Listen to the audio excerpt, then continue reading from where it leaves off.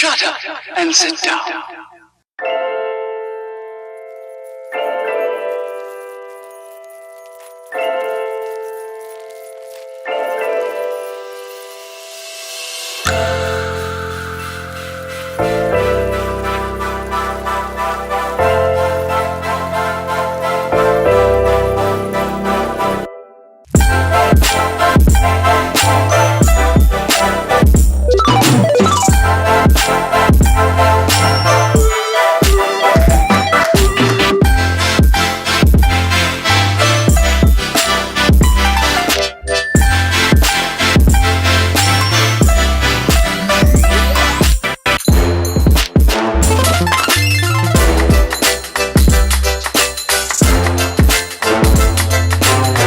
Breathing and believing.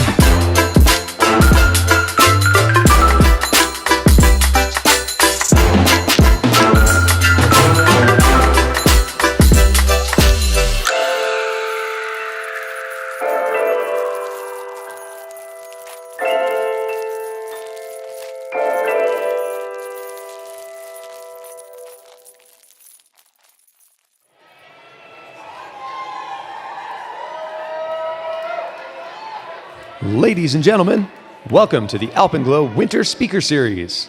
Please welcome your host, Brendan Madigan. Yo, what's up, family? We got a full house. Let's hear it for Dave Nettle. Man, he can fill a room. 200 years later, he can still fill a room. Guys, my name is Brendan Madigan. I'd like to welcome you to the fifth and final show of the 19th annual Alpenglow Sports Winter Speaker Series presented by the North Tahoe Chamber. Ladies and gentlemen, we have the one and only, the co-founder of the Winter Speaker Series, the literal living local legend, Dave Nettle, is in the house tonight. Let's hear it for that. But before we get into it, please join me in thanking our presenting sponsor this season, the North Tahoe Chamber. Give them a big round of applause for believing in adventure storytelling. Thanks to the Chamber for supporting our community. These are your TBID dollars at work. If you don't know what TBID dollars are, go and talk to Kirsten Gwynn at their booth. I'd also like to thank Palisades Tahoe, our generous hosts, and tonight's beneficiary, who allows all of us two-wheel freaks to have a lot of fun in the woods, the Tahoe Area Mountain Biking Association, affectionately referred to as TAMBA. Let's give it up for TAMBA, y'all. All right, so who knows what time it is right now in the show? Hat throwing. Someone said 7:04. We've got 4 people stashed strategically around the room. We've got over 100 hats to throw out, but you have to earn it.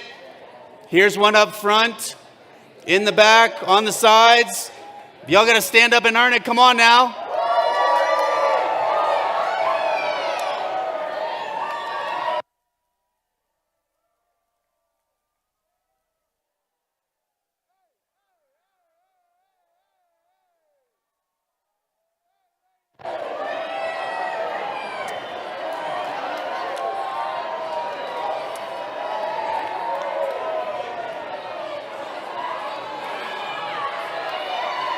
All right, hat throwers, hurry up.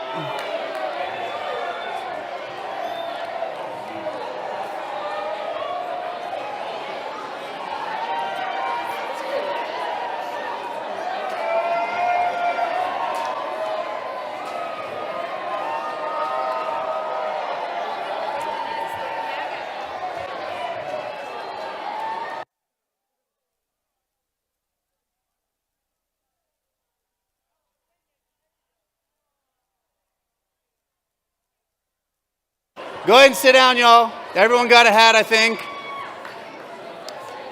We have so many. Jason Telford in Patagonia gave us so many hats, we're still throwing them out in the back corner. All right, y'all, for real, sit down. Hats are done. Okay, so I need everyone to do me a favor. This is the one show that this might ever happen at. Take your phone out for me. Come on, y'all, take your phones out. I need you to flip it into camera mode. Everyone got their phone out in camera mode? Sweet. So I'm not here to politicize the Winter Speaker Series. Really, this is just an excuse for all of y'all to go home with a photo of me. You're welcome. Just kidding. I don't know if my wife even wants that anymore. But what this is an opportunity to do is to use your voice. If you're an ally of public lands, access to public lands. If you are a supporter of the stewards that protect our public lands so that we can go out and recreate and have fun, I want you to take a picture of this QR code, send it to all of your friends, and this is your opportunity to use your voice to remind our elected officials that our $650 billion outdoor industry will never go quietly.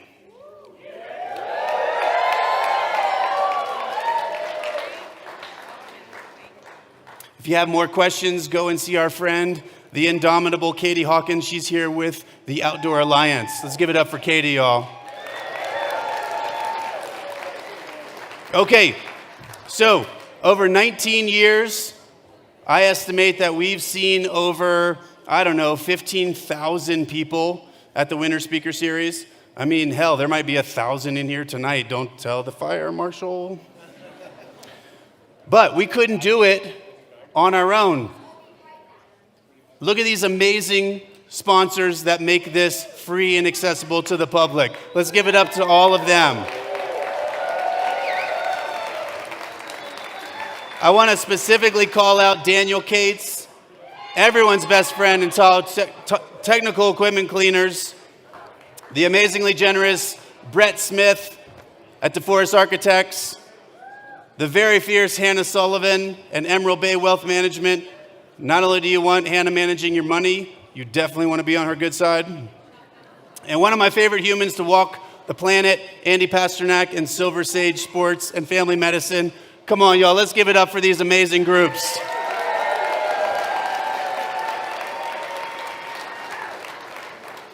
I don't think we've ever had kids doing parkour at a speaker series show either, for the record. So, how have we drawn so many people over so many years, you might ask? Well, the answer is easy. Amazing professional athletes giving us so many rad stories over so many years, right? It's the common bond, it's our shared religion. But I also think that's because of our two-part Winter Speaker Series goals. The first is to inspire our audience, all of you guys, even y'all talking in the back, I hear it. Yeah, what's up? Inspire all of y'all to go out and chase your own dreams in the mountains, whatever that may be. It's the tie that binds all of us together. But also to raise both funds and awareness for local nonprofits like TAMBA, who are making a tangible difference in our community. And if you've never been to the Winter Speaker Series, the format's simple. 5 shows, 5 cutting-edge athletes, and 5 amazing local nonprofit beneficiaries. And this, with your support, has become a mountain town-style TED Talk. Don't hold our speakers to TED Talk standards. I'm just saying it's rad. So to date, in 19 years, our community, whether here in the room tonight or in their sweatpants, at home, via our live stream offering, has raised nearly $2.5 million for our community. It's amazing. And this year alone, before tonight's take, mind you, we've raised nearly $550,000. Thank you. That total includes a $38,000 match from the Tahoe Fund, one of the biggest and best change makers in our community. They have our backs. Initially, they said 19 for 19 years of existence. Well, we broke that real quick. And they said, well, hell, let's do another 19, 38. It's amazing. Let's give them a big round of applause. And then there's the donor party, a kitschy name that we chose a long time ago. And had we known we'd raise this much money, we would have never chosen that name. But I'd like to take a moment to speak about the group because it has become a major change-making agent in our community. Thanks. I don't know if that was meant for me. In 2019, at a show just like this, well, maybe not exactly like this, because Nettle, he might have still had a mustache in 2019, but it was a full house like this. He came up to me after the show with an incredible gesture. He said, I want to give each nonprofit beneficiary $2,000. I'm not super good at math, but 2 times 5 is 10. That's $10,000. And I was amazed at the generosity and the commitment to the community. And it dawned on me that if there was one person, there was 5, or 10, or 100, or who knows how many. And I started shopping the idea to my friends and great customers at the shop. And I was right, because there's a lot of people who want to play in the donor party. And just like that, we created this group to do rad things in our community. And first there were 5 members, and then 10, and then 50. And I'm here to tell you that this year, 120 concerned community members have raised nearly $450,000, 100% of which goes to our nonprofit beneficiaries. It's so much money, I have a hard time wrapping my brain around it. Sometimes it feels so good, it makes me want to cry. But whether it's $100 or $30,000, the group realizes the feel-good impact of these donations, but they also realize that it supercharges our fundraising through the speaker series. So please join me in giving these folks, some of whom might be sitting right next to you, a big round of applause for their commitment to our community.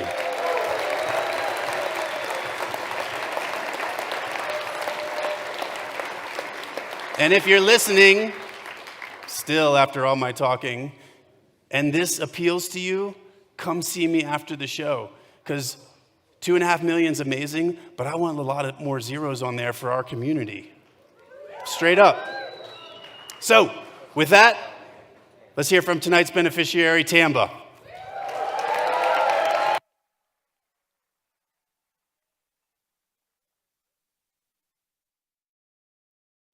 I'm Drew Bray, Executive Director of the Tahoe Area Mountain Biking Association, better known as TAMBA. We're thrilled to be part of the Alpenglow Winter Speaker Series again and welcome you all to this incredible event tonight. Thanks to our incredible supporters this year, including the Alpenglow Winter Speaker Series, we were able to contribute over 17,000 hours of work towards Tahoe trails. 5,500 hours of that was from volunteers alone.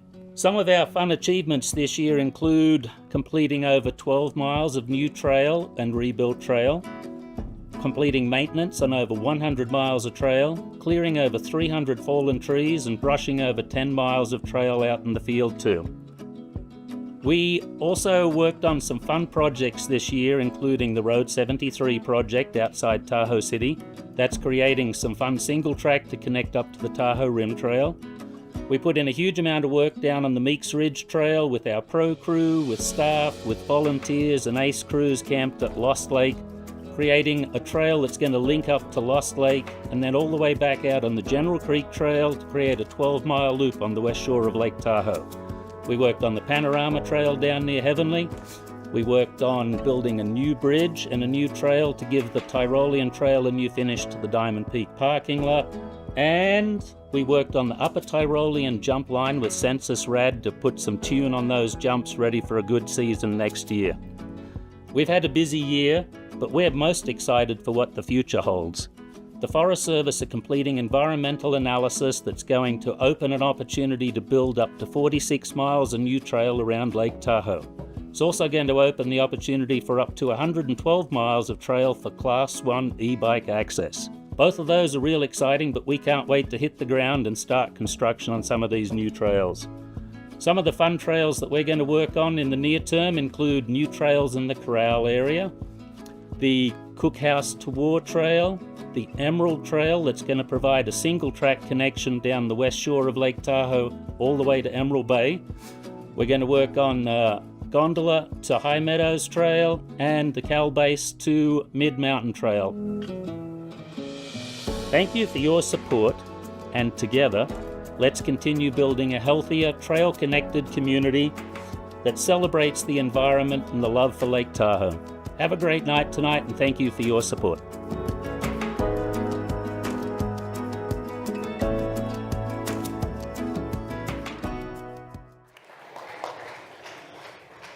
All right, y'all thought you were coming for Dave Nettle, but we really got like an hour of raffle prizes to give away.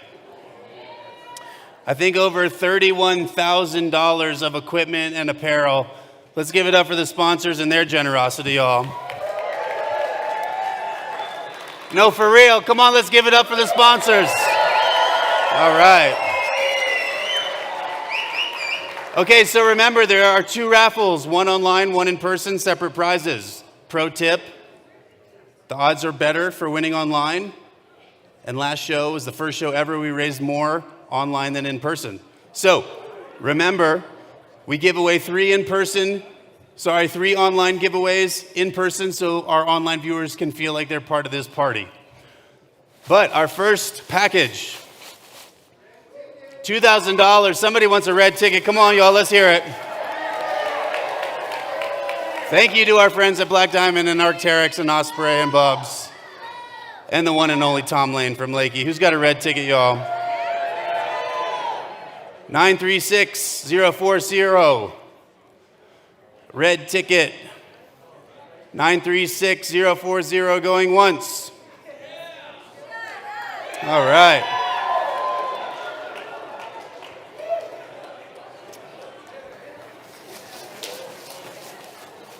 Okay, let's clap it up for this winner.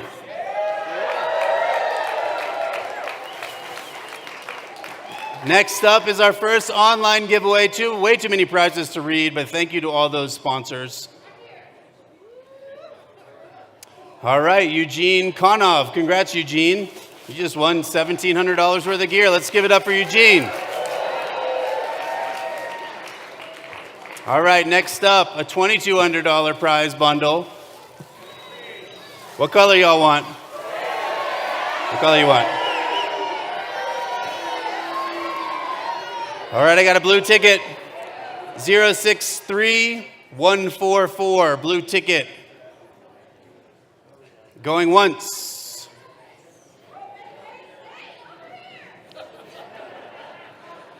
Is that Kirsten? 063144. Going twice. Come on, y'all. How many tickets did you buy? Fair. All right.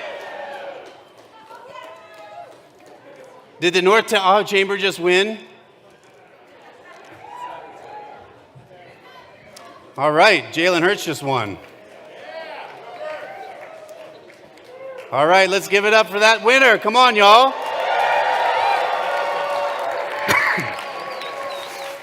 Okay, next up, prize bundle number 3, Black Diamond Skis. Does everyone know Dan Dixon in the back? Legend. Thank you, Dan. A bunch of amazing stuff from Rab and Nemo and Mountain Flow and Osprey and Arc'teryx and Bubs and all the things. What color, y'all?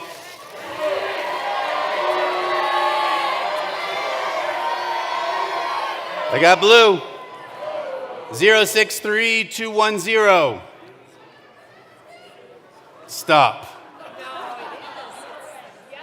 063210. Come on. Kirsten, you better get up here and win. Claim your prize. Check that man's ticket. Is this your son? All right. Not only does Kirsten work for the Chamber, she's a stalwart supporter of TAMBA. Let's give it up for Kirsten and Jalen Hurts here.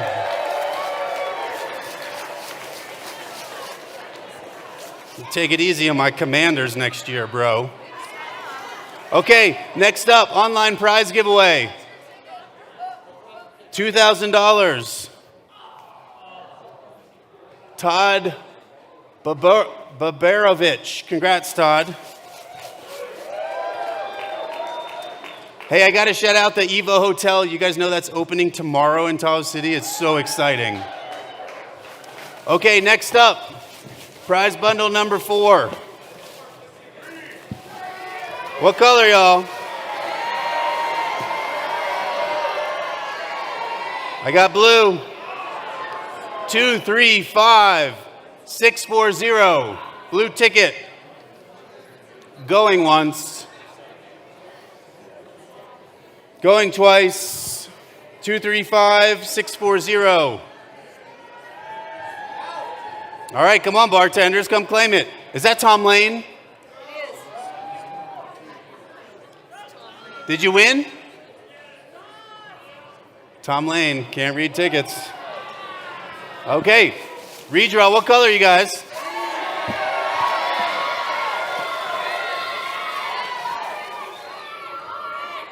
I got blue. 581929. Blue ticket, 581929. Are you waving at your friends or did you win? You were definitely waving at your friends. Okay, going once. 581929, going twice. All right, redraw. What color, guys?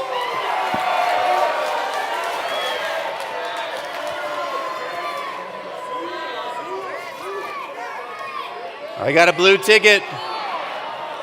214716, blue ticket. That sounded excited. 214716, going once. Are you going to come get it? Or do you want us to bring it to you? All right, come on now. Let's clap it up for this winner.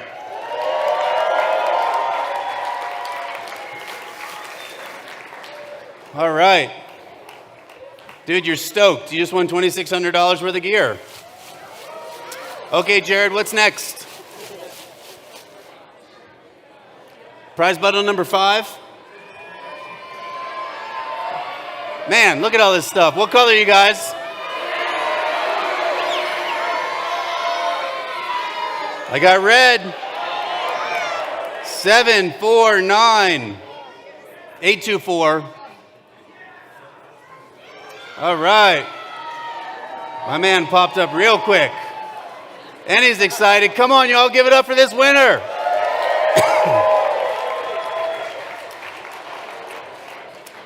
Okay, next up. This is our online grand prize giveaway. $2,200 worth of gear. Gretchen Selfridge, congrats, Gretchen. Is Gretchen here by chance? All right, word's getting out. Okay, next up, prize bundle number 6, $3,400 worth of gear. Elon Ripsticks, thank you, Kenzie. Do y'all see this Patagonia shopping spree, $1,000? Come on now, give it up. What color? I got blue. 235456. 235456. Going once. Ellie, did you win? All right.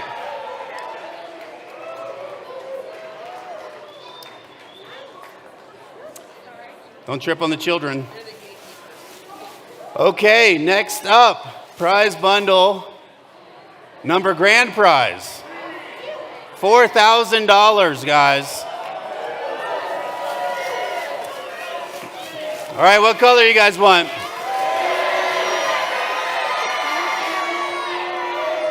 All right, come here, girls. Okay, stick your hand in there and pull me a ticket. Okay, we got a blue ticket. 0, 6, 3,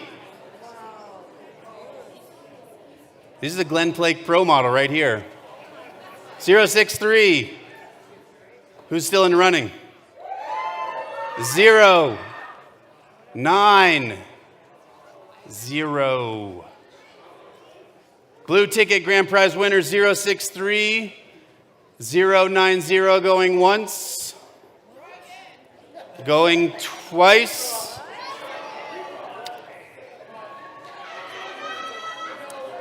Kirsten, do not send your son up here. You got to come claim it. Come on now. We are not giving it to your son. Let's go, girl. Work. Come on now. Let's give Kirsten a big round of applause. North Tahoe Chamber.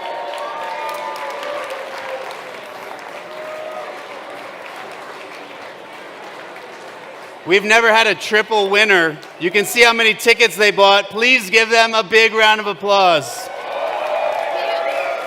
There will be a giveaway on the NTCA Instagram page. Okay, Kirsten's telling me that they're going to re-gift all these prizes on the NTCA Instagram page. How amazing.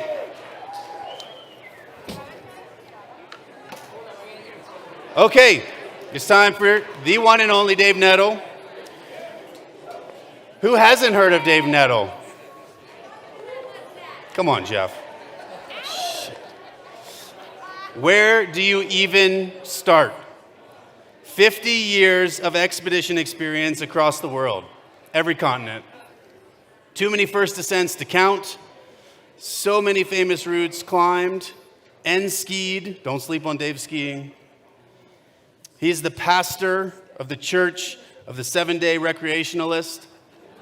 Thank you, Jim Zellers. I will take that to my grave. When a past employer told Dave that he really wanted to hire him but couldn't promise full-time work, Dave made him agree to just that sentiment. Personally, Dave is a mentor of mine.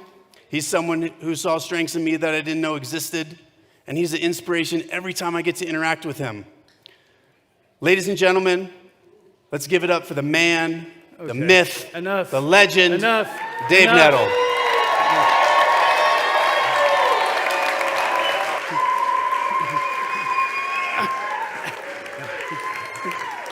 All right.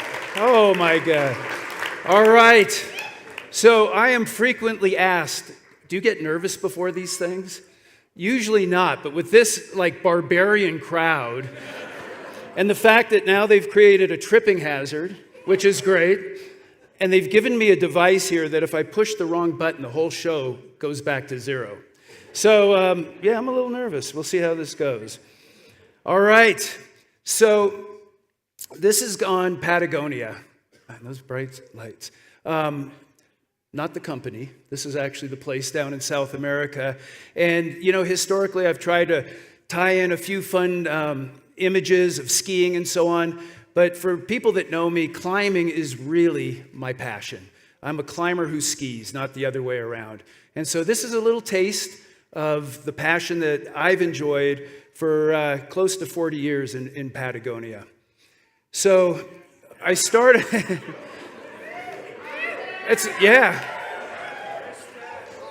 Those jeans are in fashion now, but that was actually that just happened when you didn't have money. But no, for me, I started climbing locally in Southern California at Joshua Tree, Talkeets, and Suicide Rocks. And then as I reached kind of my teenage years, I discovered Yosemite Valley. It was a magic place for me, and just instantly fell in love with climbing, and not just climbing, but climbing big, long routes. And Yosemite Valley is an amazing place as a training ground for a climber. And eventually I was drawn from the small crags to doing some of the walls on Half Dome and El Capitan. And Yosemite is also an amazing training ground for climbers as you begin your kind of journey in your local crags or in your local kind of area of climbing. And I really learned to how to survive on these big walls, multi-day climbs. Oftentimes the lessons were not very comfortable. This is an improvised bivouac on a rainy night on El Cap when we probably should have retreated. But you learn a lot of character. You gain a lot of character from these adventures. And also, a lot of the lessons were not necessarily gentle either. That's not actually my hand and my foot, but that was my partner's there. But this was after we climbed El Cap when we were teenagers and didn't know better. I think we had more skin in the game than skill. But somehow, over the years, kind of managed up through my early teens to scramble up a few of these climbs, get up some of the walls. And about this time, I saw a quote in one of the old Chenard catalogs. And it said, "Someday the Yosemite climber will take their skills on rock to the faraway high mountain ranges of the world." And oh my God, it captivated me. It just was like a calling. And from that point forward, that was kind of like a dream of mine, is to take this passion that I love to do and try to find places around the world where I could explore and check it out. And also take the skills that we learned in Yosemite, which were evolving quickly from big expeditions to light and fast on these rock walls, like here on the Drew in the Alps. An example with my buddy Reuben Shelton.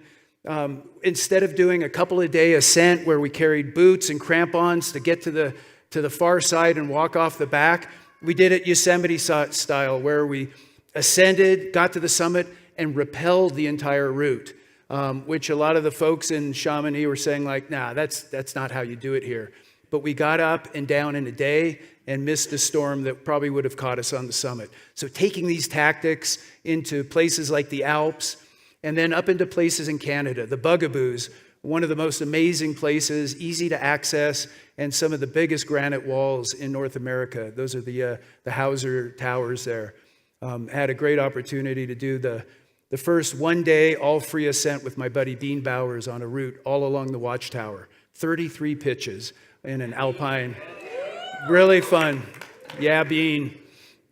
And with my buddy Paul Adams, one of the most elegant rock formations on Earth, the Lotus Flower Tower. You got to even love the name of this thing, up in the far northwest territories of Canada. And began to expand into even further reaches. This is the Russian Tower in Kyrgyzstan that we had heard about, this amazing climb, and we found it hard to believe that what they were saying was actually true. But check this out. There was one section of the wall, an 800-foot continuous 510A hand crack, which if you're a climber, that means a lot. And it would be like the only reason why you would stop is because your belayer's like, that's it, it's my turn. You can't go any further. Place an anchor and bring me up. And just amazing adventures in these faraway places. And heading up into Greenland, into the Tasmaniut Fjord, doing some new routes on some of these crazy outback areas where you can only access with these fishing boats. So taking these Yosemite skills into the far ranges. And Baffin Island, again with my buddy Reuben, we climbed the Mount Asgard, these crazy cylindrical granite features in the amazing remote location, and then did a new route on Mount Loki as well. And some of these like deep in, long, faraway mountain ranges come with a certain cost as well. This one was hilarious after the fact. This was clear type 2 fun. We had these huge loads that we had to hike out, and Reuben still has a scar on his ass from this thing chafing him. Not that I personally check on it regularly, but it was great. You can see there we're in a bay, and we had been hiking for 3 days, and finally we got to where the boat could pick us up. And we get there, we drop the pack, and then the tide starts going out. Oh, man. So we pick up the packs, we hike another mile, set it down, the tide goes out. It ended up, because it was so shallow, 3 miles of up and down before we finally got to a point where the boat could pick us up. And I would say probably one of the greatest granite adventures I've been on is traveling to Pakistan. This was back in 2007. And this is just kind of a statement for the world, for all of us, because it's kind of always a crazy world. But in 2007, like the headlines on USA Today said, Pakistan, the most dangerous place on earth. And we traveled there and had the most amazing time. People were wonderful. It just shows that sometime you have to go there to really see what's happening. But this was Trango Tower. Oftentimes it's called Nameless Tower. And this was really putting our Yosemite skills to the test. Not only, 4,500 feet of vertical granite, but doing free climbing in Big Wall at 20,000 feet was really a fun challenge. But the place throughout all these years that really has captivated me the most, and I can't even explain why, but it's drawn me back time and time again, is Patagonia. And sometimes just even now, just seeing that skyline, I'm just like, I gotta go. You forget about the weather or whatever, and it's so inspiring. So the first time I went down there, this was in 1990 with my buddy Jim Quirk here. He was actually working at Alpenglow Sports with me. That was one of my hiring tactics. I would kind of size up their retail experience and their potential climbing experience. You're hired. You want to go to Alaska? Anyway, we had a successful climb the year before on Mount Huntington, and so we were heading off to Patagonia.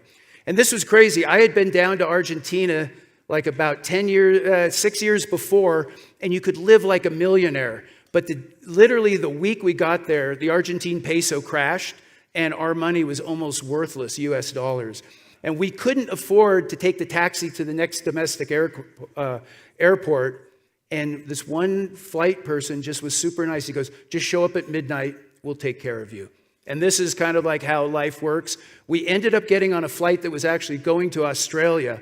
They stopped to fuel up, opened the door, rolled up a ladder, and we climbed out in the middle of the night, and that was, I accidentally pushed the button. But yeah, we somehow managed to make it work, and our adventure in Patagonia began.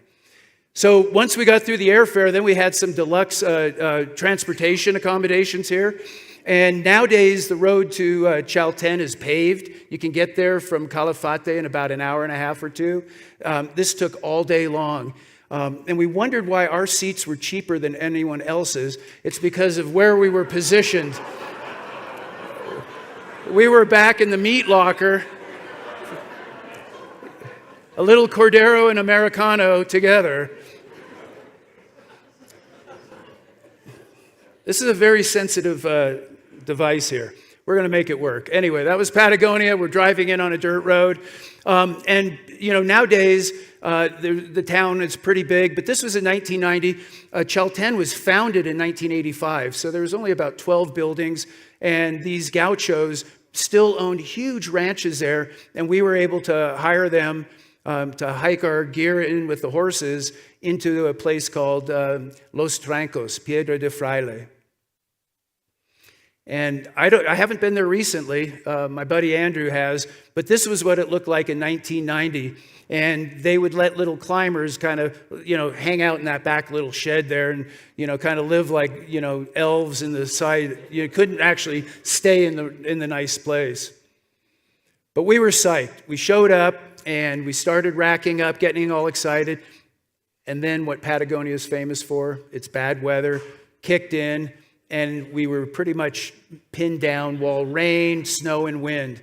You can see the look there. This was not something I had mentioned to him prior to the trip, that this was going to happen. One of the things that was the worst is at one point, we couldn't afford a lot of food, so we just bought a huge bag of rice. I mean, seriously, our budget was bad. And one night, we had this huge pot of rice. Jim was like seasoning it with pepper, and the lid came off, and the whole thing of pepper went in there. There's no way we were going to throw it out. So we used this big chunk of rice as our seasoning for the rest of the trip. You just, throw it on in there. Making things work. And the guy who was running it was this nice guy, a little bit of a loner, Ricardo. And I think he began to feel a little bit sorry for us. And at one point, he saw us waiting out the weather. And he's kind of like, I've got these like 3 huge trees that have blown over. That I'm planning to spend all summer cutting. If you guys can even do a little bit of work, we would appreciate it. So anyway, Jim and I went to work. We did all 3 trees in a day and got into his good graces. And after that, we could hang out in his house. And he was making us these little cheese blintzes. So survival was assured. Well, eventually the weather does clear up in Patagonia, or at least get a little bit better, and we were ready to make our first try. And what we had come to climb, something that had, fired my imagination ever since I'd ever heard about it, was Fitzroy, and which is one of the major peaks down there, one of the highest peaks. But specifically wanted to climb what was called the super couloir, or the super canaleta, a route on the far side of the peak that there were very few even photographs of it. There's no real good angle to get to take a picture. So it was a route that had only been climbed a couple of times. We had very little bit of information about it. And you have to climb up over this col and descend down into the far valley before even just getting to it. And what had started off as a nice day, by the time we got to the base of the couloir, the winds were blowing. We found a little crevasse that we were able to kind of dig a cave in. Spent the night inside the snow cave. It snowed about 2 feet that night. We just kind of popped out like a couple of little, groundhogs. And it was not happening. And it's so discouraging because at least with these tactics that we were doing back then, if you don't succeed, you've got to go all the way back down to the start. And back down to Los Troncos, where we're hanging out. I pushed the button.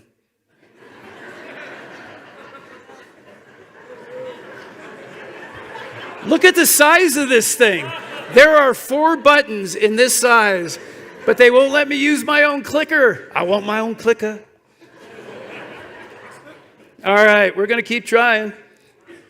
We pivot with grace, which is like Patagonia. So the weather seems like it's going to clear up again, and we give it another shot. You can see the smile on Jim's face, like, we got this, man. We're going for it. And it was beautiful. We got over there with views of Cerro Torre. The scenery is remarkable. It's frightening and inspiring at the same time. And when you see a cloud like this, that's not a good sign. The aliens are coming. We figured that was going to happen, but we still went into our little hole. We enlarged it a little bit, so we had a little bit more room. And I remember that night sleeping and just feeling this light little spindrift on my face, just almost gentle-like. But that was like 15 feet under the snowpack. So by the time we got out the next day, it was a howling blizzard and more snow all the way back to Los Troncos. And it's a huge approach and a huge descent. But, we were fired up. And so we literally only had a couple of more days, and we had spent all day long. This is at 5 o'clock in the afternoon. We only had 3 more days before we had to leave. And we were sitting there even planning like, well, we're not going to climb this thing. Maybe we could do some sightseeing in Buenos Aires or something. And all of a sudden it's like, what's that sound? I don't hear anything. Exactly, the wind. We thought the wind actually had died, but if you look at the trees, that's Patagonia, like kind of slipping into a gentle breeze. So we left at 5 o'clock in the evening. This time, a whole different strategy. No sleeping bags, no tent. We're going to try to go for the summit in a push. And so we approached all through the night, got to the base of the couloir, climbed the 2,000 feet of ice. You're imagining all these pictures that we couldn't take at that time. But finally, at dawn, we get up to the top of the couloir, and we're well on our way on the Super Canaleta. And the views, all of a sudden, it's like, this is the stuff that you remember about Patagonia. Looking across at that the Helio ice cap that you rarely can see because it's almost always covered with clouds. And you can see the 2 borders of our couloir were just tucked into this icy little niche looking out on this amazing landscape. And finally, exiting out from the ice portion to the rock climbing, another 1,500 feet of rock climbing, but finally getting into the sun. But this was early too. Most climbers go down there between December and February. The only time we could get off because of the retail season here in Tahoe was October. So, yeah, the nice thing, there were no crowds because nobody else wanted to be there. Yeah, this is your classic rock climbing clothing here. But no, it was great. We finally started moving. We got into sync. And before long, come on, baby, we're moving up towards the summit ridge. Oh, yeah, fast forward. But in climbing this, it was so cold, we couldn't use rock climbing shoes. We were climbing in our old plastic double boots.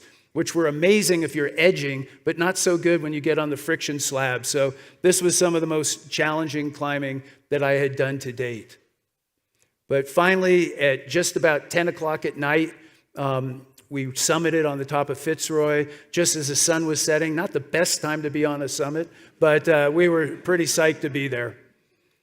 And the views looking across at Cerro Torre, looking down on it now, and onto that ice cap, and the Pacific Ocean out there under clouds in the distance. Truly an amazing place to be. You look around, you take a deep breath, and then you're like, oh my God, we got to get off this thing. And I don't have a picture showing this, but at this time, climbers were trying to figure out ways to like lighten up the rappel equipment.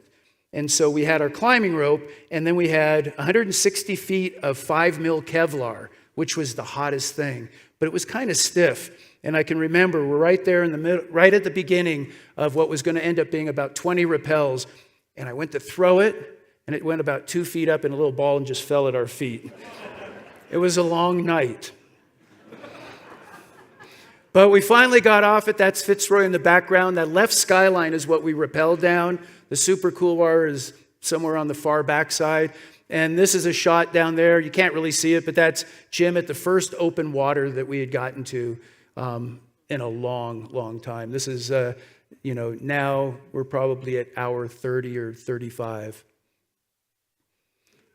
And so what we would do is we would walk, we had to go completely around, it was about 25 miles, completely around the park and back up the Rio Electrico in these plastic double boots. And every once in a while, Jim would like wake up and be like, where are the robots? And I'm like, what do you mean robots? And I think it was from the book he was reading, but he was dreaming that we were in this meadow and robots were walking around. So I think it was time to get back to base camp. When we got back to base camp, we were walking up to the little cabin with Ricardo, and he sees us, and he runs inside, and he comes out with this thing, and he had made us this cake, and that's supposed to be Fitzroy. And cake. It might look like something else. Maybe that's a statement of how he felt about Americans, but that is Fitzroy, and that was great because he was kind of a quiet guy, and he really warmed up to us. And this is what we looked like. We had been awake at this photograph for 64 hours. Perky. And so then we were ready to go. Look at that. This is what the old plastic double boots used to do to shins. But he was a trooper. And first experience in Patagonia, absolutely amazing. So that was in the fall of 1990. In 1997, I wanted to go back, and when you think of Patagonia, most people actually do think of like Fitzroy and Cerro Torre in that area, but one of the other remarkable places is called Torres del Paine. It's a little bit further south in the country of Chile, and you fly down to Punta Arenas, you work your way up to Puerto Natales, and then you have a long drive into the park. And when I was there in 1997, they were just starting to pave the road. But instead of just paving sections at 2-lane, they paved it all with just one. So what would happen is when a car would come the other way, both cars would peel off to the side to pass, and it was like machine gun shots from all the gravel, which is why you had the Mad Max, chicken wire on the front of these buses. Pretty wild. So I had met John Leidick and Bean Bowers 3 years earlier in Bolivia. And to be honest, I had really bonded more with John. Bean was kind of this quiet guy. John, when I showed up, his back had gone out on him, and he couldn't join us. And this is like looking at Bean, this was like the first time I'd ever climbed with him. He's just like this guy just standing there like, who are you looking at, And I was like, oh my God, this is my climbing partner. And little did I know that this was going to end up becoming like not only one of my best climbing partners in life, but one of my best friends. And but that look on his face right there, but definitely determined. So we went into the park in Torres del Paine. We wrangled up a little gaucho and a horse that was a couple of horses that were going to help carry our gear in. And I'm going to get really brave here and try to use a pointer. That's what we're going to go climb right there. So the central tower of Paine had always been kind of considered like one of the holy grails of rock climbers in the Alpine. The British spent 30 days trying to climb it. Don Willens actually built these small little portable, almost like little hutch houses that they attached to the side of the wall. It was a big deal, growing up reading about it. And our goal was to try to do it in a day. So here we are at base camp. All the junk gets thrown on out there. And we were enthusiastic. It had been a very wet, I'm going to try to reverse it, very wet, snowy year. There had been several expeditions that had been there for 3 or 4 weeks. Nobody had gotten even close to these climbs because of the amount of snow. And so on our first foray, literally like the day after we got there, was to go up and try to put some gear at the base of the route, just to kind of be in position. And this is something that is a great part of the history of climbing in Patagonia, partially because they just look crazy, but it also is a testament to how much free time climbers have on their hand down there. There are so many storm days that you're like, well, what do you want to do? I don't know, let's build a house. Why not?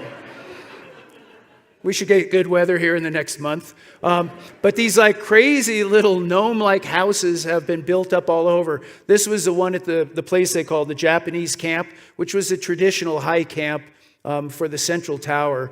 We actually stayed further down the valley. But they might look rustic on the outside, but in the inside, they're like a beautiful representation of a classic man cave. I mean, what else do you want? You got... Yeah, anyway. Yeah, pretty crazy what climbers do when they got a lot of time on their hands. So one of the days that we had while we were waiting for the weather to clear, I hiked up to the Lago Torre, which was on the opposite side of what we were going to climb. Our route, I'm going to venture on the pointer again, our route actually goes up the other side, joins up here, and climbs in this area. But this is one of the more stunning views of the Torres del Paine. And you have the south tower, the central, the north tower here that just stand like a fortress. Very inspiring if you're into that sort of thing. And this was our little house. This was our little house here. I like the little carving on the door there. But this was at right at the Torre camp where we spent a couple days kind of waiting for the weather to turn.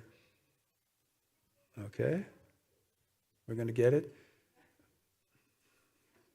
I swear I'm just touching it lightly.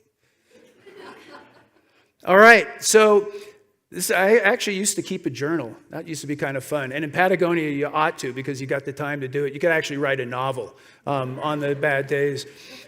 But this picture is kind of interesting because I woke up in the morning. This was day 4, so we had just arrived. All the other climbers who were there had been there for almost a month. And I'm like, let's just take our gear and try to get it to the col, to the place where the technical climbing starts. I mean, why don't we just check it out and see? So this was at 8 o'clock in the morning, not what you'd consider a classic alpine start. The weather didn't look great. It was actually lightly raining when we left, but we had our climbing gear. We had stashed a little bit of it up the valley already. And we just started hiking up the valley.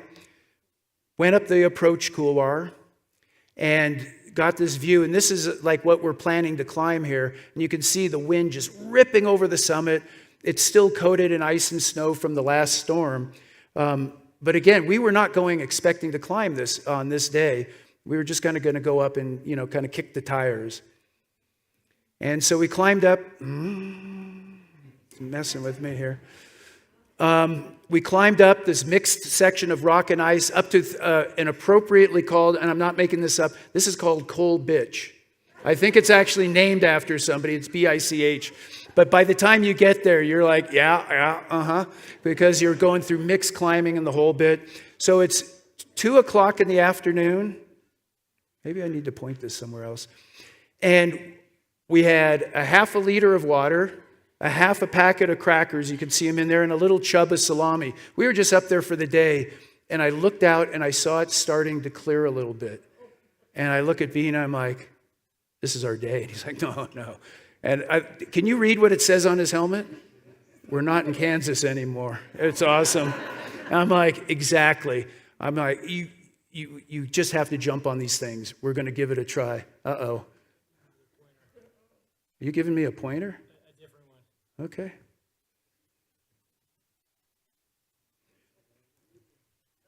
Does it work? Okay. Forward, back. Oh, wow.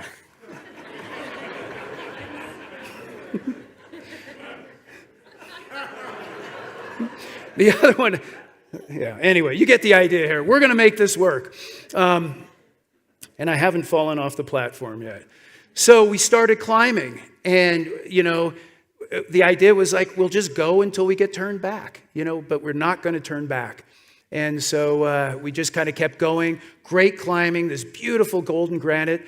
And I'm not sure if you can see that huge thing on the back of Bean. That's a backpack loaded with all sorts of crap that we had brought. It's like our boots, crampons, and we were starting to move a little slow. I was leading the route, and so what we began to do, because we knew we were going to rappel the same route that we were going up, we began leaving things behind, like a little, treasure hunt. So it's like, these boots, we're not going to need them. We'll hang them here. We don't need the crampons. We really don't need this jacket. And so the whole route was like littered with our belongings. But we got lighter and faster, so we began to work. And the views were amazing. This is a clear day in Patagonia, by the way. So we were pretty excited. And what I saw that made a difference was that the clouds were not sitting on the glacier. They had risen up. Usually that's a tip that you've got at least a day or a half a day before the storm really sets in. That's an optimistic look. And notice it's still light outside, and he's got his headlamp on. He goes, "We're doing this, right?" And I'm like, "Yeah, get your headlamp on. We're not turning back." And so the route went from the nice sunny side and kind of wraps you around, and now we were into some kind of mixed rock and snow, but our boots and crampons were 1,000 feet below, scattered on the route. So this became exciting. Kicking steps with the little rock climbing boots. And I remember one particular time where I had run out of rope. I couldn't move. I knew I was at the end of the belay. I couldn't hear him. The wind was blowing. And he was jumaring at this point, basically hanging on the rope climbing. And I just wedged into the chimney. I'm like, "You're on belay, you're good." And I just did the ab crunch. I don't think I could belay him now. But he got up, and at first I didn't feel the weight. Then it got heavier. Then at some point I said, "Stop." He goes, "What's up?" I go, "We really don't have any protection between us." And he's like, "All right." Everything was covered in ice. But we finally reached the summit sometime in the middle of the night. I don't even remember. But an awesome, amazing experience. A first climb to do. He's like, "Who the hell is this I'm climbing with?" This is that moment where a person decides, I want to do something with this guy all the time, or like, as soon as we get down, we're done. I think he's still deciding there. So the storm began to hit, and what's wild is literally when we were on the summit, we could look down in that long valley you saw where we were booting up. We could see a long string of headlamps of all these people, all these climbers. There was like 5 different expeditions that had been waiting a month. And they're coming up the valley with these little headlamps. But by then it was too late. The storm was rolling in. It was starting to snow and blow. So even to rappel off, we didn't use a 2-rope system. We kept 1 rope in reserve because every time we rappelled, the ropes were just getting blown around. And one of the most amazing things that I think I've ever seen on a mountain at sunrise, it's this blood red sunrise. And I had lowered Bean down to Coal Bitch. And at that point, we kind of felt like we had it. We were off the technical stuff. He had dropped to his knees, and he was just like laid out like this. And the wind and the snow was blowing from his back where it was still dark. And so it looked like thousands of red sparks were just flying off his body into the void. And I'm like, that's kind of cool. My partner's disintegrating in flames.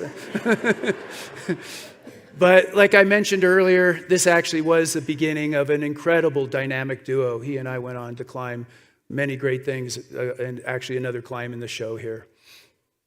And so we get back to base camp, and there was an Italian expedition, these 5 guys. They had been there for a month. They hadn't climbed anything. And we show up, and this guy was great. He's got the cigarette hanging there, and he's holding this little thing. He's like, You've been here 5 days. I've been here 3 weeks, and all I've done is carve this little sugar ball. Something, a little sugar bowl to hold things. But it was great. They ended up cooking us this huge Italian dinner. The wine was flowing.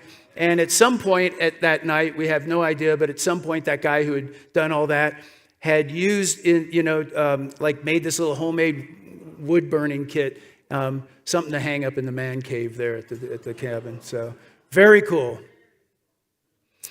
So after that trip with Bean, he and I actually had done a couple other trips to Alaska, done some mountaineering, some big wall climbing. But there was something that was on both of our lists in Patagonia that we really wanted to do, and that was Cerro Torre. It's like when you see it, you've seen some pictures of it up there. You see it, and it's like, it's thrilling, it's terrifying. It makes you want to climb it. It makes you want to wish you were never a climber. It evokes all emotions. So in 2002, in December of 2002, headed back down to attempt Cerro Torre with Bean. So this is heading on in, and things are different now. You kind of base your camp right in town in Chaltén, but back then you would hike in and set up a base camp back in the back country.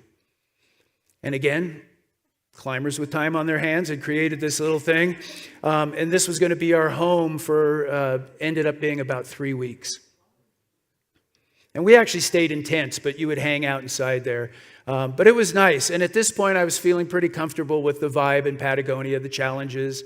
And this is kind of just normal. You get down there and the weather turns bad and you wait, or you move up the valley a little bit. In this case, we racked up and decided, even though the weather wasn't good, we can get our equipment a little bit closer. Every little step helps. And this was kind of a wild thing. They have this rope, the little Tyrolean system, set up to get across the outflow of the Lago Torre here that you just traverse across. And even though it's pretty bomber, it's still spooky, because if it were to fail, it would not go well, for sure. And you got your pack hanging off you and everything. And then it's a long, kind of circuitous hike over eroded trails and landslide area before you finally get onto the glacier. And the glacier is just riddled with these little, like, mini streams that you definitely do not want to slip into, because they kind of go like a little luge, and then they disappear down into these moulins, these holes that just drop off into the middle of nowhere. So we hiked our gear up, got rained out, and this is another thing that you do, when you're just hanging around at base camp, just trying to stay fit and watching the weather, waiting for that break. And so this might be a good time. Is there a pointer on this thing? The little top one? I don't want to reset the whole thing. Oh, it's there. So anyway, the route that we were going to attempt, this is a good picture to show it, basically comes from the valley, up around the backside, joins a shoulder, up the ridge, up here. Hello. Somewhere up there. You're just like, yeah, let's hang out here a little longer and wait. But after that first storm, some fresh snow, but we decided to push up to what was going to be our high camp. It's called the Norwegian camp. We don't know why. There were no Norwegians there. But we set up a tent, got it sorted. But again, the weather, the winds, like this picture doesn't really capture it, but this is probably 80 mile-an-hour winds that just rip down the valley and can literally knock you off your feet. So back to the little camp down there in the trees. And it was close enough to town where you could actually make runs to town, pick up fresh supplies if you wanted to. And a whole cast of characters would come through, either trekking, hiking, other climbers. It's kind of a social thing, everybody hanging out down there. And you're waiting and watching. And sometimes right when you think that you're getting a little bit of a break and the snow is melting off what you plan to climb and the weather starts looking good, then it completely changes and it starts snowing and the snow level comes way down low and you're like literally back to zero. And you just have to maintain just that optimistic feel like we're just going to hang out and keep loving it. This is Patagonia. This is what we signed up for. But eventually things clear and you get this amazing view and inspiring view. And it's like, all right, let's head on back up there. Again, another fresh coating of snow. and heading up towards the Norwegian camp. It had snowed so much that all the open running water that we had had before, just little trickles, were all frozen and covered. So this is just like the innovative way we would get water because we had to really conserve our fuel. You just throw slush against the rock, and as it would melt, it would drip into different bottles and stuff. Definitely, you just figure out all this stuff on the fly. I don't think that's in any like how-to guidebook. So this is our little Norwegian camp where we had the little small bibbler tent set up. That was going to be our base. And just when we thought that we had a break, again, this is not a cloud you want to see in Patagonia. The winds came up and the weather came in, and we were chased all the way back down. It's really wild to try to keep your motivation. So a few days before New Year's Eve on 2002, we got what looked like a clearing, and we said, whole new strategy. No sleeping bags. Again, we were just going to do kind of the thing we did on the central tower and just go super light, get to our tent, just sit in there, stay as warm as we can, and then make a dash for it. But the idea was being able to do this long approach hike without heavy packs to stay fresh. And this is crazy. There's still a ton of clouds, but the climber only sees the blue sky. It's like, oh man, we're good. We got it. Isn't that what we're supposed to climb, though, in the clouds? No, but see the blue sky? But we were very motivated. So we got to the tent pretty early on and then kept going. And this is now we're on new terrain, heading on up towards the climb. And now we're getting into the meat of it. The first 1,000 or so feet are up some nice steep ice. And then crazy mixed climbing where you're going from ice back to rock. And so you're keeping your crampons on. And this is just to get to the base of the climb. By the time we got up to what they call the shoulder, the weather was kind of moving in. We were able to dig a little hole and crawl down into a crevasse there. And the idea, we had taken a stove so we could melt snow for water. That was the one thing we didn't want to carry a lot of weight. You actually get a lot of water weight out of just one fuel canister. And so we didn't have any bivvy equipment. We were just going to hang out here, melt some water, and try to make a dash for it. But here he is crawling out of it after another fresh 1.5 feet of snow and just howling winds. So this was wild. It was very disappointing having to hike back down. We were thinking that we were going all the way back down to the forest or base camp. Huge amount of energy. And we get back to the Norwegian camp here. Again, we didn't have sleeping bags. At this point, we didn't have any food left. It was a one or done shot, but we were going to spend the night in the tent and then hike back to base camp the next morning. We're sitting in there shivering, just sitting on top of our ropes, huddled up. And at 2:00 in the morning, I look out and there's stars. And I'm like, no. Yes. And I'm like, no food, no water, but we've got a good idea on the route. It's now. We got to do this. And so middle of the night, we rally up and we go for it, following our footsteps from the day before. So we were able to make good time, watching the sunrise as we're gaining the shoulder, made much better time, and racking up now for the basically the ascent of the main Cerro Torre rock. And you can see here a little bit icy, a little crusty, not your ideal Yosemite conditions, but amazing views that made it worthwhile. And you can see here that the weather was actually clearing. We were getting our break. Okay. Oh. All right. And so as you can see, we're rapidly moving up the climb. And that's how it was in real life. And I've got to say, the exposure was absolutely amazing.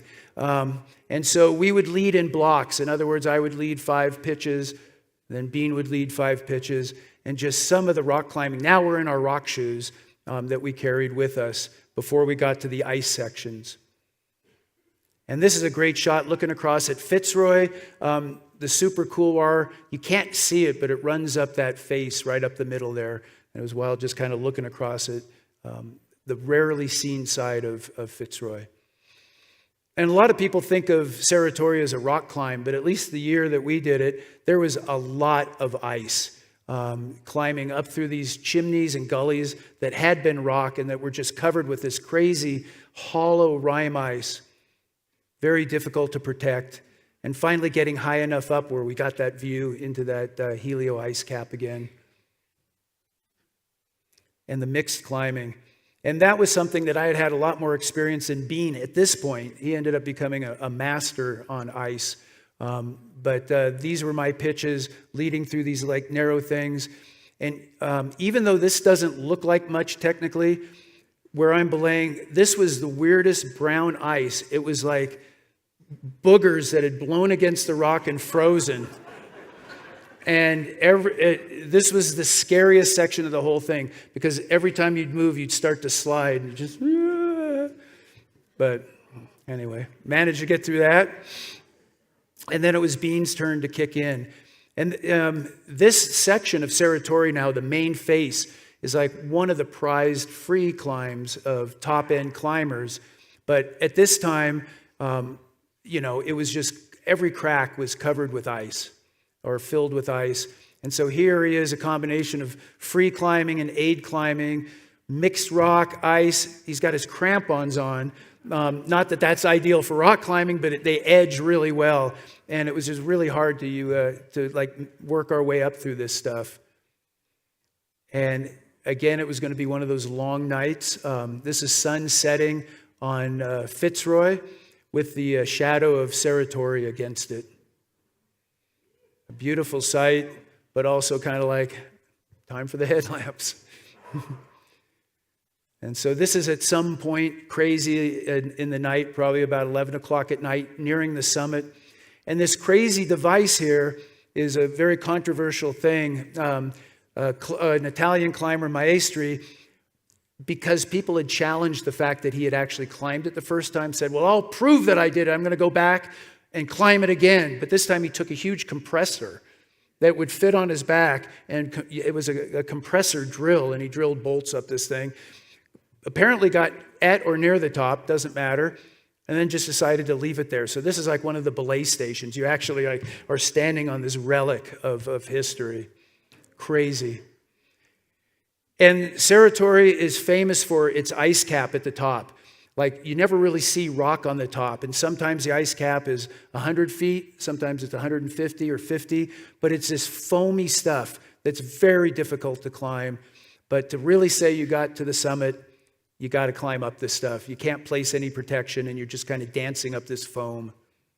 And finally, at pretty much midnight on December 31st, 2002, that's my 45th birthday right there, baby. Woo! Yeah. You can see what's happened in the years since the Central Tower. Beans looks a little happier on the summit. He's become a seasoned alpinist at this point. And rappelled down all through the night. The wind was blowing, the ropes were getting stuck, all the fun things that happen in Patagonia. But it was just beautiful, just taking your time. And a combination of leaving some equipment behind and using some of this ancient junk. Like, you've got everything here from, like the little bolts, old rusted wires. You even got a wooden peg with a shoelace tied on it. So no one piece is actually worth anything. But by combining 10 pieces of junk, you've created a life support system. All right. And then back down into the Bridwell camp, just loving it. And we ended up having such good weather that we went on to actually climb another peak while we were down there and did a new route on St. Exupéry, one of the other spires. But at that point, you love Patagonia, but at some point, enough is enough. 2 summits for that trip, and we headed on out. All right, we're getting there. So this was one of the unusual trips. It was the first time I'd really gone on a major climbing trip solo, where I was just planning to meet up with people. And again, heading back down to Los Glaciares, which is where Fitzroy and Cerro Torre are. But there's lots of other peaks, towers to climb. Again, the road hadn't been paved yet, but instead of rutted dirt, now it had more of that gravel. And so again, you can see the Mad Max screen to protect the windshield. And no matter how many times you see it, that as you're approaching from Calafate and you see that beautiful Patagonian skyline, you just kind of get that feel inside you. So Bean was down there and invited me down there to stay. This was a little house that he had actually purchased down there. He became pretty much like a resident in Chalten with his wife, Helen. They were going to be climbing. And so I'm like, well, I need a partner. And they're like, well, we could probably find you something that will do. So they found me this hardcore seasoned Argentine girl. She was a guide down there, but guiding for trekking. This is Cecilia, and she had never gone on a big climbing trip like this before. So I was definitely psyched. You could see what she lacked in experience, she was making up in enthusiasm. So across the river, just pulling yourself across there. She was getting her workout. And then up through the glacier, very similar approach that we did to Cerro Torre. And this is, I think, when the reality set in, So we were going in to climb a peak called Raffle. It's not one of the biggest ones, but it has some great technical climbing. And my Spanish is not very good, and her English was almost nothing. So it was kind of fun hanging out in a little mini bivvy tent, trying to figure out, what do I want to say to her? Hand me that book. She's like, oh, really? Came back with a response, no. Universal language, by the way. So we started up Raffle, having a great time. Views looking straight across at Cerro Torre, where I'd been a few years earlier. Magnificent place. And here she is enthusiastic. We're switching the boots and crampons for the climbing shoes you can see her holding. So we've done the approach on ice, and now we've got about 10 pitches of beautiful rock climbing on Raffle. Wide open stuff. This is a great shot. She's like, so what do climbers eat? And I said, well, sometimes energy food like this. And she's just like, I'm not eating this. Argentines don't eat this kind of stuff. So not really sold on the goo. And finally getting up high enough on Raffle where we could look down to Lago Sucia, one of the beautiful lakes that you can trek to if you go to Los Glaciares. It's one of the more stunning locations to hike to. And as we got higher up, definitely became a little more serious. And, just a huge day, a huge challenge for her, but we were having a great time. And the final pitches up towards the summit, and definitely psyched. This was kind of her first big Patagonia climbing experience, and super stoked. And then the long descent down in the late afternoon. Even though things can be cold there, you can also get this crazy isothermic heat that just turns the snowfields into mush, and just wading down through this stuff for miles. And then back to camp. So this is what I was expecting to get in Patagonia. This is Manu, another guy that they hooked me up with, and we ended up having a great time. We hiked up up the Rio Electrico, pretty much the same approach for the super cool war on Fitzroy, but to climb these lesser peaks, but beautiful rock climbs.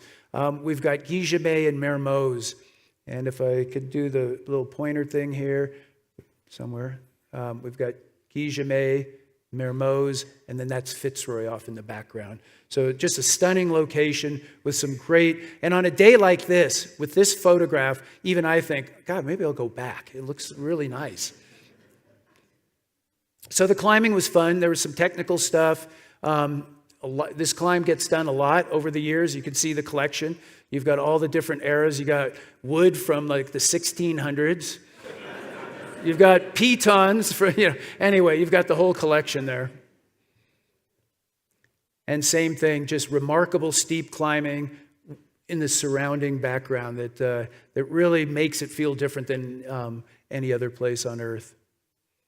And Manu, just psyched. He was actually a climbing guide in Chalten, and he had never summited any of these peaks. So for him, this was just a really huge experience to stand on the summit. Yeah.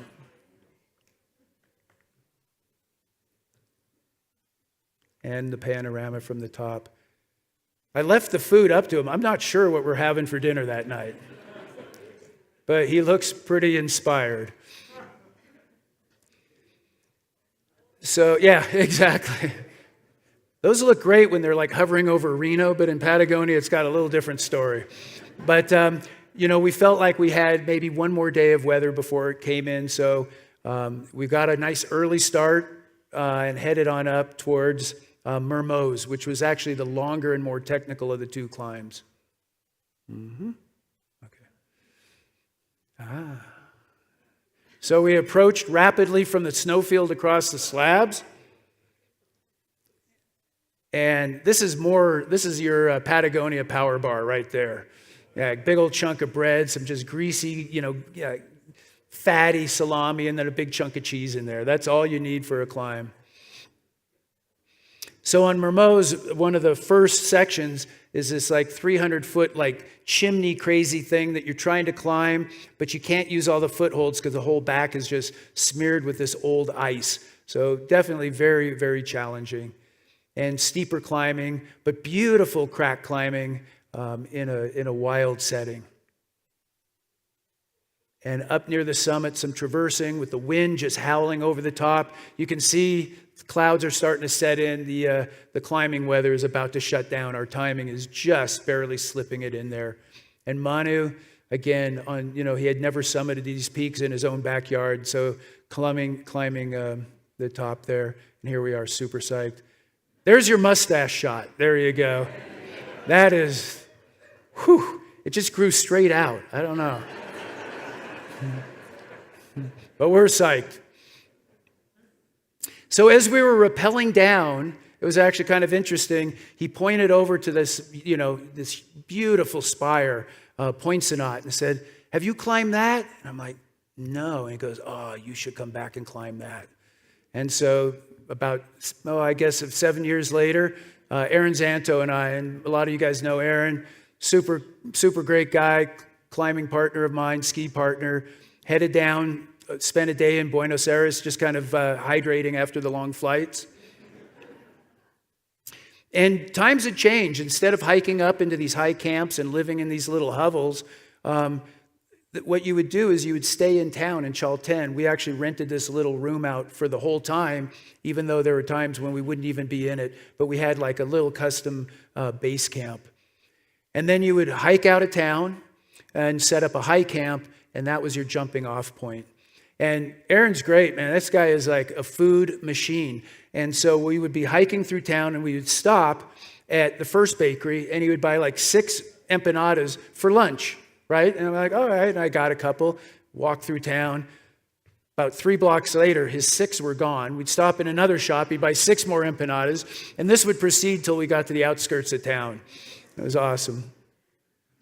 So hiking on up into the Los Glaciares, and there's actually a better way to get up here. My buddy Jeff and Matt, my buddies here, we found the better way when we were there this last month. But at that time, this was the way to go, crossing the creek. And we were heading in to climb De la Esse, which is this peak in the distance. One of the smaller ones, but still a couple thousand feet of beautiful rock. And that was going to be kind of our warm-up climb for Poincenot. And this is Lago Sucia, and amazing spot. Everywhere you looked was a beautiful scene. Almost everywhere.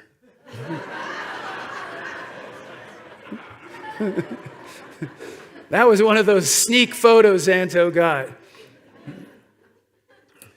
So the next day, heading on up, beautiful approach, Poincenot and Fitzroy in the background, and then heading across the glacier. The peak we're climbing is the one on the left there. Again, just beautiful setting, gorgeous day. We had great, great weather. I knew it. Great climbing. And so we were actually there. There were a couple other parties climbing it. And that's pretty much a reality nowadays in Patagonia. If it's a beautiful day, you're not the only one taking a jump on it. And so we actually ran into a couple other teams climbing this. But again, mixed climbing, crampons, and the final rock ridge up to the top, looking over the top towards Cerro Torre. And Patagonia was big on Aaron's list. It was something that he had always wanted to do. And there's another classic view of Patagonia when it happens. And so, there's things you can do in Chalten when it's stormy out. So we hung out, waited a couple of days, and then things got beautiful again. And so again, with the pointer, just to give you an idea, we're basically hiking up, climbing around, and this is what we're climbing here. And that's Fitzroy that I'd been on before. Just stunning spires. So we were hiking on up. This was like an old cabin that is now kind of like a historical, they've got it preserved, but it's with, again, some old climbers had actually in town had these hinges forged out of like horseshoes and odds and ends. Just really pretty history in this area. Lago de los Tres, and now you're heading into the remote area beyond this point. So that's usually, most people in this room, when you see a sign like that, you're getting close to where you want to be. But beautiful lake, and we traversed around to another upper lake, and there were actually even some fixed ropes climbers had left during this. And it doesn't really seem like you might need it here, but if it's raining and windy and snowy, you want to have something to hang on to. Although the condition of the rope is a little questionable at times. So we set up our little base camp, our high camp, I should say, by this little lake. Gorgeous spot, looking up towards Fitzroy, and then checking out the weather. We really hadn't planned. We knew the weather was going to be coming in, so we were just really planning to drop our gear off and sunset on Poincenot. Gorgeous time. So the weather did come in. We went all the way back down. This is a little view of Chalten, circa 2017. It's even busier now. And something that I'd never had before were these like multi-model weather reports. Usually you would just kind of keep going up and down until you got lucky. Now you actually had some technical information. And so what we were looking at is, we're over here, I think. Forget it. You get the idea. That we were about to run into this huge weather event that was going to go for a couple of days. And then the idea is not to wait till Tuesday to start going climbing, but to start hiking in on Monday. So just as you get there, that weather is going to be broken. And you can see you've got a one-day window. It's not a whole lot. So, there's things you can do to train in the meantime. And waiting for that weather to peak and then start hiking in. We actually started hiking in on this day. This was just as that last bit of weather was rolling through. Just trying to be confident in the forecast. Oh, I think I got a double click coming. Yes, no? Okay, and so we've got up there and now heading up for the ascent. Just beautiful sunrise. And there was another team that had actually sat out the storm the whole time, and they were just ahead of us. You can kind of see their footprints in the distance. We're going to need to reinvest in clickers. I know it's going to be another double here. No. And so we ran into them, we caught up with them, and they're like, we're out of here. We think the weather's turning bad. I go, well, in Patagonia, it's always turning bad. It's just how soon. But for some reason with the clouds, and there's so many good excuses that you can come up with that actually make sense, but they ended up leaving. And when we saw the winds kicking around them, there was a little part of us that were actually kind of envious that they were going to be back in town. But we were heading on up to give it a shot while the weather held. Crazy climbing, just even getting to the start of it. This wild traverse with this kind of foamy ice snow that you couldn't protect. This is where total confidence in your partner, because this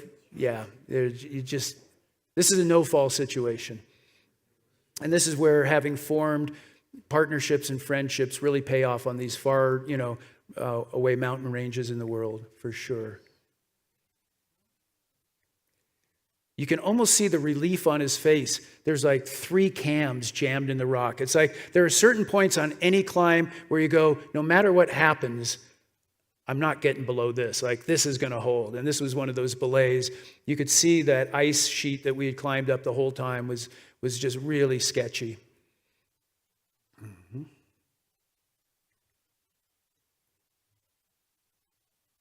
And so heading on up. But super psyched. So now we're nearing the top of the ice section. And I had basically led the ice section. I'm at the top now. And looking down at Lago Sucia, across at the Cerro Torre, we're high enough where we get that view. And now Xanto is kicking into high gear. So the way we had it figured is I would lead these ice pitches and he would lead the rock pitches in 2 big long blocks. And he just took off and made us proud. So now we've got about 1,000 feet of rock climbing between 5'8", 5'9", and then a lot of mixed wandering. And finally reaching the top of Poincenot on a gorgeous afternoon. Super psyched. Yeah, what happened to the mustache? So, quick story, very quick story. In 2005, I was skiing on Castle Peak with Bonnie Zellers, and it was coated with ice, and it was miserable. And I was like, man, this is miserable. And she goes, why don't you just shave it off? And I was like, okay. I had people threaten me, offer to pay me, dare me. No way. But she was just like, just shave it off. And it's never come back. So here, standing on the very tip top of Poincenot, and it was wild, looking across at Fitzroy, where I'd been with my buddy Jim Quirk 30 years earlier. Come on, I know you're there. And the summits in Patagonia, they don't give you a lot of time to hang out and, have a picnic lunch. Usually something like this is rolling in and it's time to get down. And it's going to be a long night. We reached the summit there at, probably about 9 o'clock at night. It stays light, very late there. And then it's the long rappel back down. Just wild exposure. And at this point, you're tired. You just want to get down and you're cold. But man, you just got to keep it together. You can kind of see that cloud in the background. It's like the red lit alien flying saucer ready to transport us. That pretty much sums it up. Huge, huge day for us. And much better the next morning back at camp. Arrived there at about 3 o'clock in the morning. And very happy to just know that it's done and a cup of coffee. And back in Chalten, celebrating with an appropriate titled bottle of wine, the high summits. So, to be honest, after I climbed Poincenot, I think I just turned 60, and I was kind of thinking, I might be done with Patagonia. Places like the Dolomites and Sardinia and Corsica are starting to sound a lot better. But it took my buddy Andrew Osterreicher, who's sitting in here, another culprit who I've climbed with, to go like, hey, you want to go to Patagonia? And I went, yes. Wait, what did I say? So there was a place that I hadn't been that I wanted to go in Torres del Paine, up the French Valley. And this is a kind of inspiring day. You can see the towers off in the distance as we're driving from Argentina to Chile. We arrived in Puerto Natales, and instantly there was just like the worst weather that you could imagine. In Puerto Natales, they actually have a statue that celebrates the high wind. These are people hanging on for dear life. It's like, yes, well, here you are in Patagonia, embrace the wind. Well, when we arrived, this was what was on our little weather report. Not an ideal thing if you're thinking about going climbing. So we put off our even going into the park for a couple of days and just said, let's just hang out here in Puerto Natales and just wait it out. And we each had our own little mini apartment loft, and the whole wall was just this giant window, and you felt like you were in bed going through a car wash. The rain and the wind was just blowing for 2 days, but we were glad that we put that off. So it gave us a chance to kind of work on our dietary needs. Andrew's another one of those like food monsters. He just keeps eating. That's like just a small snack for him there. And you can tell that he's really got a different approach on technical climbing food. And I think it's great. Like, there's probably like no food value in those cheese puffs. But when he finally got him to base camp, I'm like, can I have some? He's like, yeah, okay. This was something that Patagonia has changed. It used to be that you just hang out in like a tent, and now you go to a groovy coffee shop and have a cinnamon roll. So it's certainly got a lot more civilized since the 90s. Well, waiting paid off, and the weather got good, and this is our approach to Torres del Paine. And the valley that we're heading into is this valley up here, the French Valley. Absolutely stunning. Our first challenge, though, was just getting through the paperwork. We thought we just had to bring one copy of the permit. We show up, and we're on a time constraint to get to a boat ferry by a certain time. And they informed us, oh, no, you need this in triplicate. And we're like, no way. But fortunately, our friend who did a lot of our arranging our logistics here, Anais, she helped us out, was great, interpreting, got everything, and we were able to get on the ferry boat. And we had hired 3 porters to help us carry gear in. And as you can see here, this is a little bit different than the amount of tourism that was happening in Chalten in 1990. It is definitely a lot of people are visiting these beautiful places, and you can't blame us, you know. Some of the trekkers don't even have to carry a tent. You just rent them. They're already set up. This is like a little tent village and part of the trekking. But, you know, it gets you into an amazing place, and this is where we're heading. The Vallée Française to the Britannico camp down there at the bottom. And there's Andrew.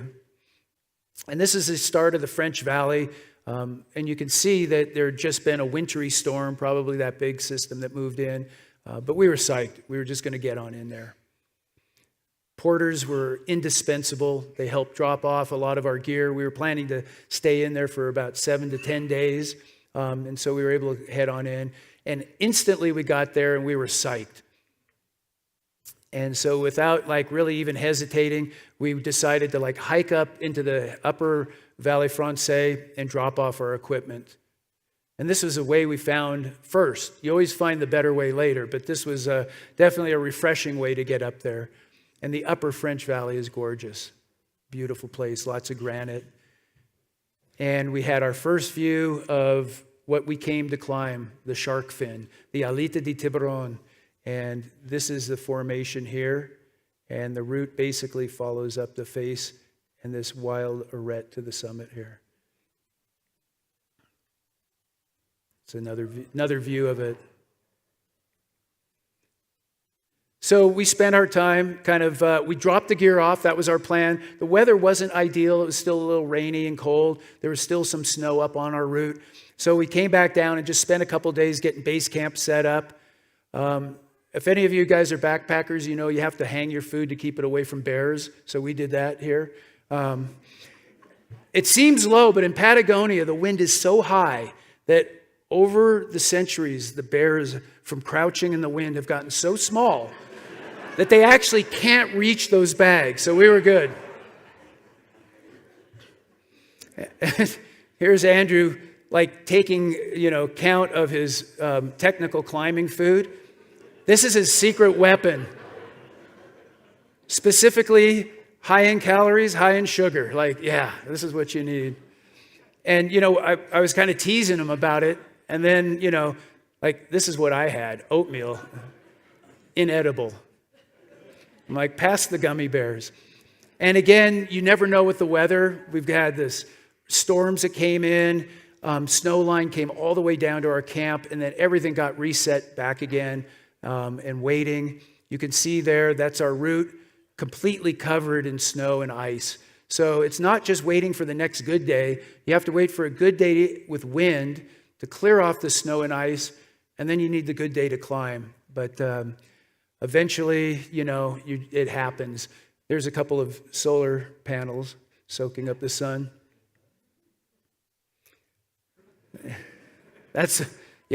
you almost don't want to have an inReach. You're like, maybe it'll say sunny. Nope. Heavy rain. Well, maybe the winds will die down. You know, no, not really. Maybe we'll play more cribbage. Or just drink coffee and camp and stay warm. But finally, the sun came out. The wind, which works against you, also works for you. It blows a lot of the snow off the rock. And it seemed like it was going to be go time. Our gear was already up there. Andrew had actually hiked in a second day and bumped it up right to the base of the route. So we just had super light packs, and our plan was to do it in a long day. We also found a little drier way to cross the creek. And through these beautiful lenga tree forests and up into the upper French Valley with the cathedral, the peak called the Cathedral in the back, and the shark fin on the right. And just some of the stuff, you know, you go to these wild places and everything is like you're looking at these grand, you know, huge vistas and stunning peaks, but there's so much like little small details that you see in the rocks and the plants on these voyages too. I thought this was like almost like an artwork done here just with the on one of the small rocks. So we finally got up to the base of the shark fin, and the weather was good, but the wind was howling and it was freezing. So it was frustrating to be right there ready to go, and it was literally too cold to even stand up. The wind was just howling so bad. But the wind began to drop down, and more importantly, the sun finally came out, and it was like, all right, now we're ready. And so now we just started up the route. It's about 12 pitches, about 1,200 feet of granite climbing. A little bit low angle in the front. You can see the glaciers in the background. Again, that kind of stunning wild setting that you're climbing in Patagonia. And up to little pockets of sun always just felt so good. And even some like really technical sections. This one section we came up to, this beautiful 5'9" hand crack that just split this head wall like little treats.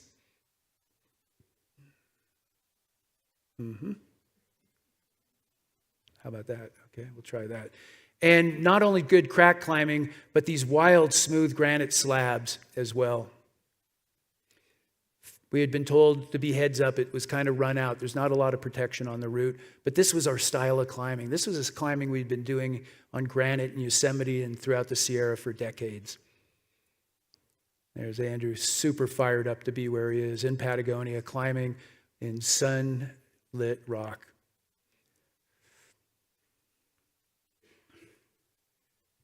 And some of the rock was pretty steep and shattered, and then you would go through a roof, and then it would be low angle. And it finally led up to this traverse that brought us around to the true final summit ridge that we had been looking at from camp. Super fired up. And that's heading up towards the to the sub-summit there. And you can see the clouds are coming in. The clock is ticking on the weather, but we're having a great day. And this is looking down at Andrew on the ridge from near the summit. The summit was so small that we couldn't both climb up to it at the same time. So we took turns leading up and then down climbing, then switching and leading up. And there's Andrew taking his turn up to the top. And just, you can kind of see him there. It's a little dark in the background, but literally just enough to balance on top of the summit of the shark fin. Absolutely stunning. And those are definitely some happy summit smiles. Again, you see a cloud like that, it's time to get off the summit for sure. And you could feel and hear the wind begin to pick up as it was kind of just racing across the summits there. So we descended down the kind of the northwest face, I'd say about 8 to 10 rappels, and descended down onto the far side, this little snowfield glacier area, and then just punching our way back down. And by the time we got to base camp, it was full on raining. The shark fin was covered with clouds, and we had just snuck it in. You can see the rain on the tent. We had just basically, we hiked in and just threw our packs in there as it just started to downpour. The timing was just right. A short trip, an awesome trip, great friendship, success. We'd, manage to sneak on in there and climb this beautiful peak. The Alita di Tiburon. Yeah. Yeah. Yeah.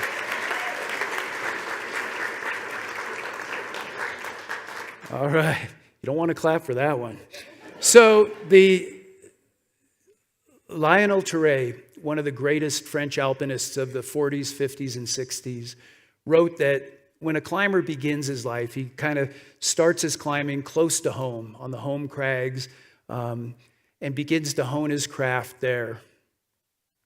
We'll see how this works out. This is also a good historic piece. We've got the tube socks and the short shorts. But no, you kind of cut your teeth on the home crags. But he says that when you get into the prime of your life, when you feel your strength and your skill and your boldness, you begin to seek the far, mountain ranges, and you want to push yourself and find new challenges, whether it's in mountaineering or in alpinism. Come on, work with me here. I'm trying to wrap this up. And so kind of like I said, in the prime of your life, he says, go out there and seek these wild, crazy things. And then as you get older, you begin to return back to the places that you love, the crags that you're familiar with, those slopes. It's kind of like the arc of a rainbow. And, it's kind of interesting.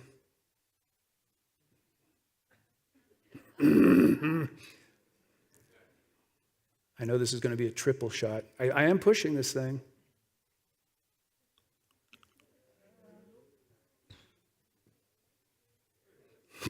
Yeah. I shall return to the lectern. So the question people ask is will you return to Patagonia?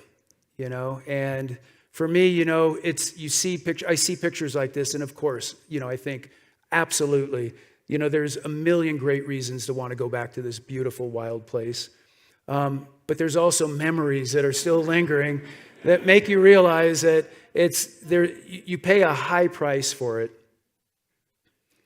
But, my feeling is whether it's Patagonia or some other crazy wild mountain range, as long as I can, my plan is to not rush towards that tapering off at the end, but to resist it as long as possible. And, with good friends, with my passion for climbing and skiing, to always kind of go out there and take what I love into those far mountain ranges of the world. And that's it. Thank you. All right. Come on, y'all. Give it up for Dave Nettle on the Winter Speaker Series.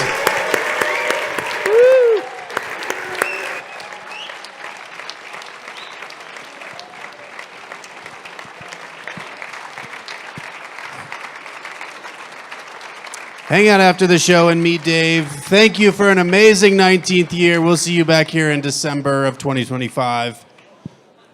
Happy powder days that are coming.